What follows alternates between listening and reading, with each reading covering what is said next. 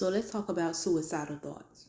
I can recall back when I was 14 and I took so many pills, different pills and a cup of cough syrup, and I just knew that this was it. Only to wake up the next day.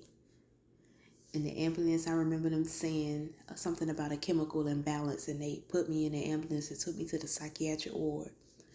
Only thing I remember is waking up. I had a good old nap. Then I turned around and looked, and I'm like, what am I doing here? I don't belong here. And went through that whole process of, the case manager and everything. And fast forward to present day in time, a few years ago, I actually was on my way to work when one day I just wanted to end it all. And I sat there and I looked at the pole and I was like, well, if I could drive, at least ram my car up to about 80, 90 miles per hour, it's going to hit twice as hard, so that should be good enough. But I sat there and I cried. I cried and I remember turning to this song that said, I shall live and not die.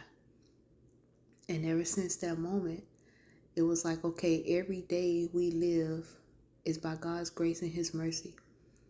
And I've learned more and more each day by being held accountable by people that are in my life, to be in my life, who God placed in my life, to let me know that I have a purpose. And I'm letting you know that you have purpose. And 2 Corinthians chapter 10 talks about pulling down those strongholds, because we do not fight. The real fight is in the spirit before the flesh. But we have to bring the flesh under subjection, that we have to pull down those thoughts and those things, anything that exalts itself above God. So yes, the thoughts will come.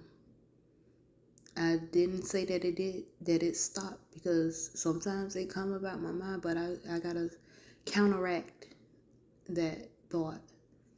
No, I will live. I will not die. I do have purpose. The Lord is my shepherd. God is, most of all. And know that He loves you and He cares.